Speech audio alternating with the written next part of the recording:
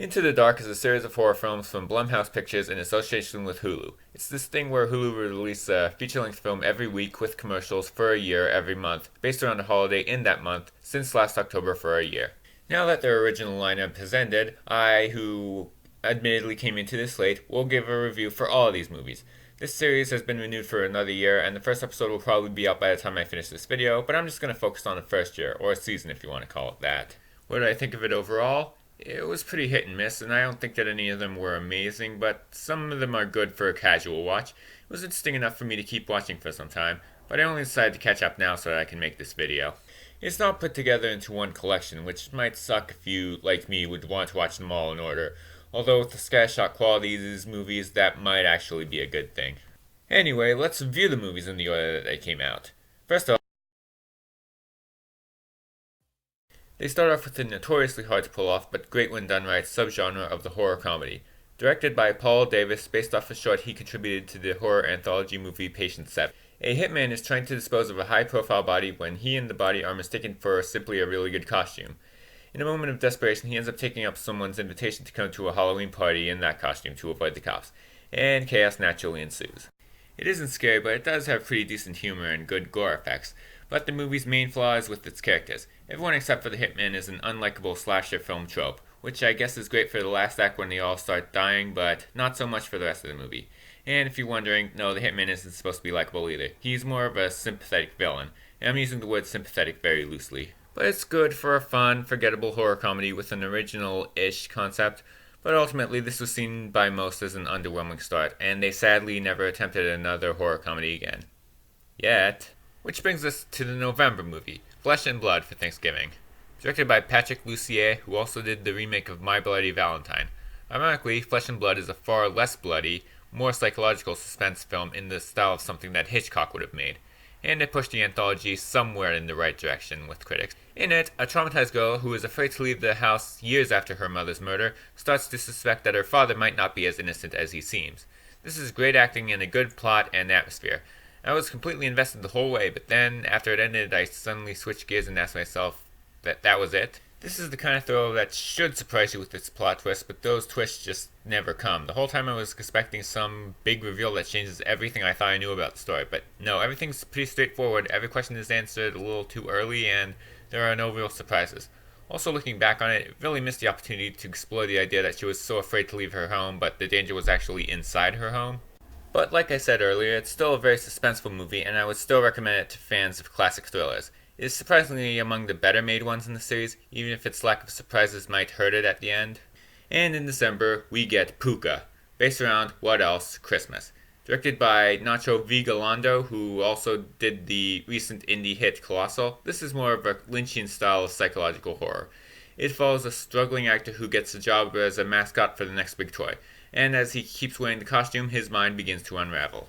It is a surreal psychological trip into madness with great style. It is mind-bending and has directorial choices that excellently heighten this feel. It may disappoint viewers who are expecting more straight-up horror film, but fans of movies like Donnie Darko or the works of David Lynch will enjoy it. The ending isn't the most original, but unlike Flesh and Blood, it won't make you feel cheated or even disappointed.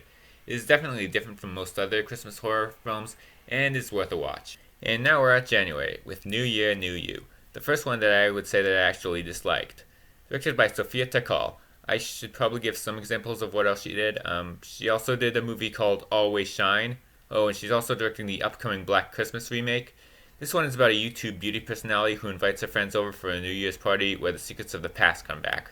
First, the positives. It deals with issues of the social media generation in an interesting way. Where it starts to falter is simply how boring it is. There's long stretches of time where nothing really happens at all. It tries to be a slow burn, but that creeping feeling of dread is absent through most of it with a few exceptions. The vast majority of the runtime is these characters talking about nothing. At times we get the threatening feeling of underlying violence and hatred between them, but not really enough. And the fact that the acting isn't the best doesn't help much either. It doesn't really pick up until the last act, or almost after all the commercial breaks. At this point it becomes fairly tense, but the characters are all pretty much revealed to be terrible people at this point, and I'm not really sure who I'm supposed to be rooting for. Also, it relies on characters making dumb decisions like not calling the police, and quite a few things that drive the story are kind of underdeveloped. Even details like the scar on one of the characters, which is given a lot of attention in the beginning, never get a backstory, and it's unclear what it's meant to represent.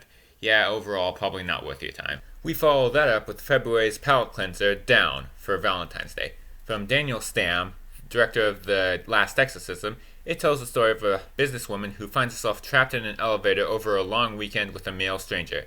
And since it's Valentine's Day, you know what that means: romance and obsession. This is a very tense thriller that's probably among the better ones in the collection. I like the decision to put the commercial breaks at places where the main character is unconscious. Unfortunately, it also relies on people making bad decisions because to do otherwise would make things end quicker.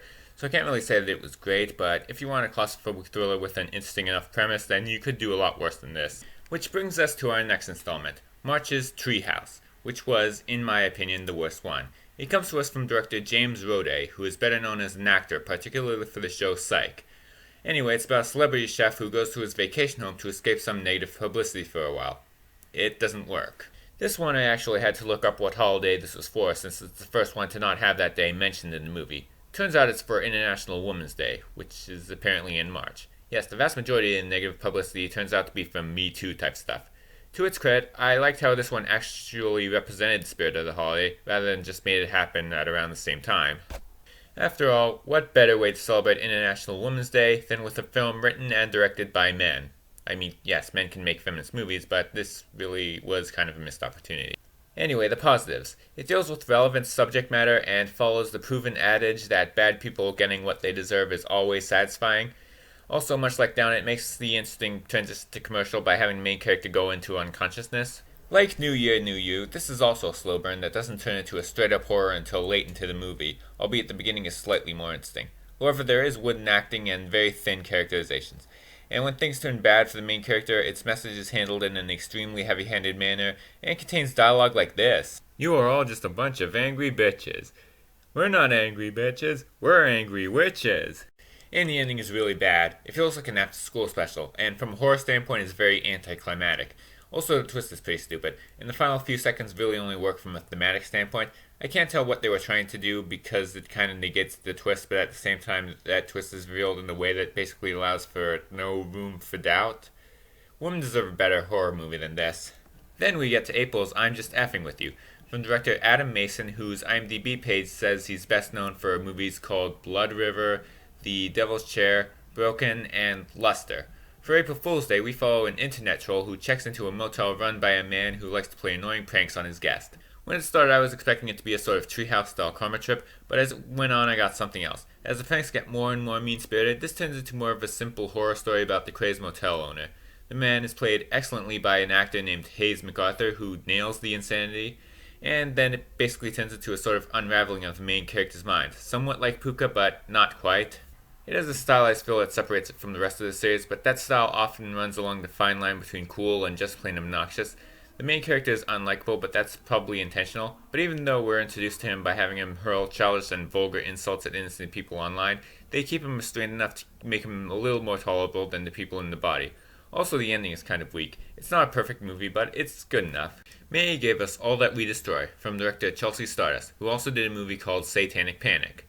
Like Treehouse, it took some research to find out what day it was for. It was for Mother's Day. In hindsight, I probably should have expected that. It's kind of like a long Black Mirror episode. A scientist in the future discovers that her teenage son has killed a woman because of his serial killer-style urge to kill. She decides to try to cure him by creating clones of the same woman so that he can learn to restrain himself. An interesting concept, but unfortunately the acting is pretty wooden, and the plot is repetitive and often got boring. By the time I got to the end, I was pretty much just sick of it all. Kind of a wasted opportunity, unfortunately. And what better way to follow up the Mother's Day movie than with the Father's Day movie? They Come Knocking is directed once again by Adam Mason. Dad got the far better movie. It's about a widower who takes his daughters on a camping trip where they are attacked by a supernatural threat. I feel like this movie could also be considered a Mother's Day movie because it's essentially a Babadook-style allegory of their grief for their mother. The creatures are threatening and creepy, and the acting is excellent. It succeeds both as a supernatural horror movie and as an allegorical one. I'd say that this is my second favorite one of these, behind only July 4th's Culture Shock, from director Gigi Saul Guerrero, who made a bunch of shorts in an episode of the Purge series. It's about a young, pregnant Mexican woman who illegally crosses the border into America for a better life, only to find herself in a twisted version of the American dream. It's the kind of place where everyone smiles just a little too much and conformity reigns supreme. It is very reminiscent of one of Blumhouse's biggest films, Get Out, in its social commentary and, to a lesser extent, its concept. It delivers an interesting story with great twists, and of course there is thought-provoking social commentary, not only on immigration, but on the more well-meaning crowds similar to those that were the subject of Get Out. While there are points of it that kind of feel like it may owe a little too much to Get Out, it's still a very worthy enough alternative that is still the best of the first season. And now we go to August with School Spirit, because things have changed since I was a kid and more schools have their first day in August now.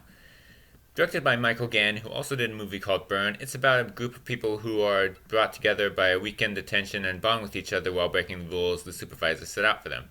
Much like The Breakfast Club. Also, it's rumored that there's a ghost in the school that kills bad kids. I'm sure that won't have any impact on them. It's a pretty straightforward slasher movie. Unlike The Body, which used heavy slasher elements in its original idea, this is a full-on slasher with no humor and very low post-scream subversion or self-awareness. That being said, as a result, it does feel much more suspenseful than The Body. However, it does kind of suffer from bad acting and some of the exposition feels off. Probably the biggest example is when two characters find a trail of blood in a teacher's office and one of them quickly reads an email on the computer about why the other was put in detention and then talks to her about it. There is also a bit of subversion at the very end, but while it's bleak, it's not very realistic, so that kind of hurts it. Anyway, to sum it up, it's a slasher version of The Breakfast Club, and it's not the best slasher movie, but not the worst either. And the final movie is Pure by Hannah McPherson, who worked on some show called Tagged. In celebration of Father-Daughter Day, we get a movie about a father-daughter camp to promote chastity, which has a strong fanatical undertone. A group of sexually frustrated teenagers engage in a secret ritual that may have accidentally unleashed a demon. It is a sort of sex-positive feminist movie. While it's not anti-religion, it promotes letting women choose whether or not they want to have sex or even whether or not they want to make their purity vows public. And it works best as an allegory for that message. When it tries to be a straight-up supernatural horror movie, it's a little weaker, relying a little too heavily on jump scares and things we've seen before in other movies. It does get a little heavy-handed at times, particularly in the still overall satisfying climax.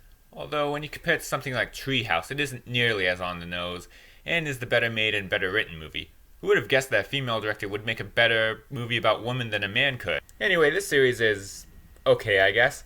Am I going to continue with it? Sure. It might be interesting to review these every month. I'm not going to review the new one next week. I want to take a break from that thing, but I'll probably have it out later this month, so watch out for that.